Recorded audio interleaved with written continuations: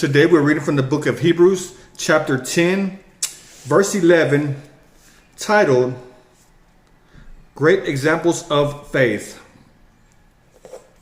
Faith shows the reality of what we hope for. It is the evidence of things we cannot see.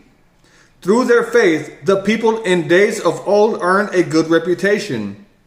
By faith, we understand that the entire universe was formed at God's command. That what we now see did not come from anything that can be seen. It was by faith that Abel brought a more acceptable offering to God than Cain did. Abel's offering gave evidence that he was a righteous man, and God showed his approval of his gifts. Although Abel is long dead, he still speaks to us by his example of faith.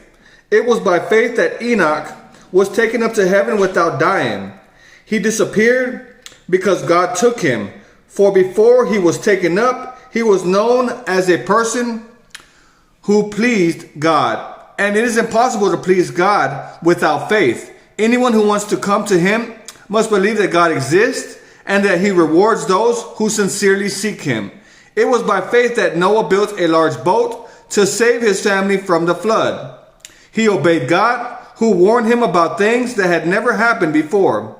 By his faith, Noah condemned the rest of the world, and he received the righteousness that comes by faith. It was by faith that Abraham obeyed when God called him to leave home and go to another land that God would give him as his inheritance. He went without knowing where he was going, and even when he reached the land God promised him, he lived there by faith. For he was like a foreigner, living in tents, and so did Isaac and Jacob, who inherited the same promise. Abraham was confidently looking forward to a city with eternal foundations, a city designed and built by God. It was by faith that even Sarah was able to have a child. Though she was barren and was too old, she believed that God would keep his promise. And so a whole nation came from this one man who was as good as dead. A nation with so many people that, like the stars in the sky and the sand on the seashore, there is no way to count them. All these people died still believing what God had promised them. They did not receive what was promised, but they saw it all from a distance and welcomed it. They agreed that they were foreigners and nomads here on earth.